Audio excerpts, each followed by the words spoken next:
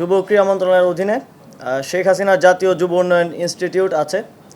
আমরা এটার নাম পরিবর্তন করতে চাই, যেহেতু বাংলাদেশে একটা ম্যাসাকারের সাথে শেখ হাসিনার নাম জড়িত আছে। আপনারা জানেন জাতীয়ভাবে আমরা একটি কঠিন সময় পার করছি এবং এখন আমাদের কাছে প্রধান চ্যালেঞ্জ হয়ে দাঁড়িয়েছে জাতীয়ভাবে ল অ্যান্ড অর্ডার রিএনফোর্সমেন্ট। এবং আমি আজকে সচিবালয়ে এখানে এসেও সেটাই ফেস করছে যে ল অ্যান্ড অর্ডার সিচুয়েশনের জন্য আমাদের নারী বিশ্বকাপটা আমাদের বাংলাদেশে ভেন্যু হওয়ার ক্ষেত্রে একটু হুমকির মুখে আছে।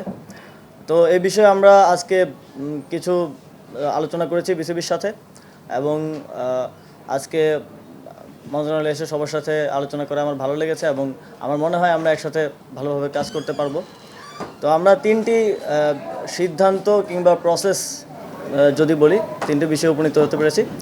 প্রথম হচ্ছে যুব ক্রীড়া মন্ত্রণালয়ের অধীনে শেখ হাসিনা জাতীয় যুব উন্নয়ন ইনস্টিটিউট আছে। আমরা এটার নাম পরিবর্তন করতে চাই, যেহেতু বাংলাদেশে একটা ম্যাসাকারের সাথে শেখ হাসিনার নাম জড়িত আছে এবং সহস্র ছাত্র জনতা মারা গিয়েছে। আমরা মনে করি তিনি এর সাথে সরাসরি যুক্ত এবং সেই জায়গা থেকে এটা শুধু আমাদের মন্ত্রণালয় না, প্রত্যেকটি স্থানে এটা করা হবে।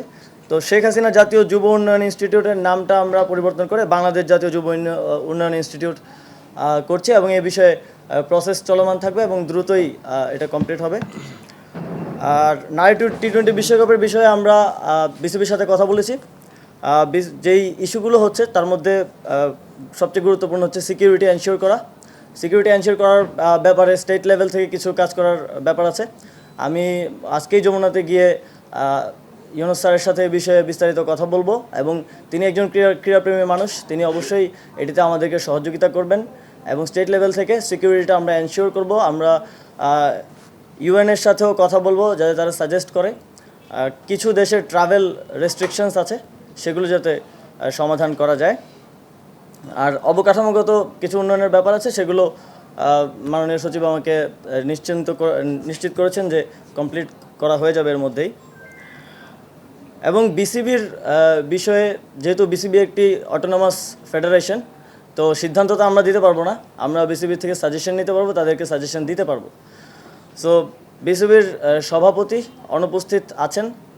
অবশ্যই একটা ফেডারেশনকে ওয়ার্ক করতে হইলে তার সবগুলো অর্গান ঠিকভাবে ভালোভাবে কাজ করতে হয়। সভাপতির মতো গুরুত্বপূর্ণ দায়িত্বে যিনি আছেন তিনি অনুপস্থিত আছেন, কিন্তু বিসিবি যেহেতু একটা অটোনমাস ফেডারেশন আইসিসির অধীনে, তো এই বিষয়ে আমরা সিদ্ধান্ত নিতে পারবো না। আমরা সাজেস্ট করেছি যারা বিসিবির ডাইরেক্টরস আছেন তারা এই বিষয়ে লিগ্যালি কীভাবে আইসিসির লিগ্যাল ফ্রেমওয়ার্কের মধ্য থেকে কীভাবে এই বিষয়টি সমাধান করা যায় এবং অন্তর্বর্তীকালীন সময়ের জন্য কাউকে নিয়োগ করা যায় কিনা সে বিষয়ে তারা আমাদেরকে পরবর্তীতে রিপোর্ট করবেন এবং এ বিষয়ে আমরা প্রসিজারটা চালু রাখব।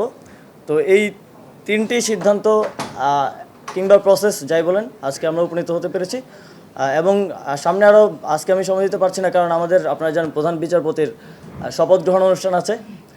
তো আমরা আরও বিস্তারিত কথা বলবো, আমি আবার এসে হয়তো আরও বিস্তারিত কিছু বিষয়ে সিদ্ধান্ত আমরা নিতে পারবো।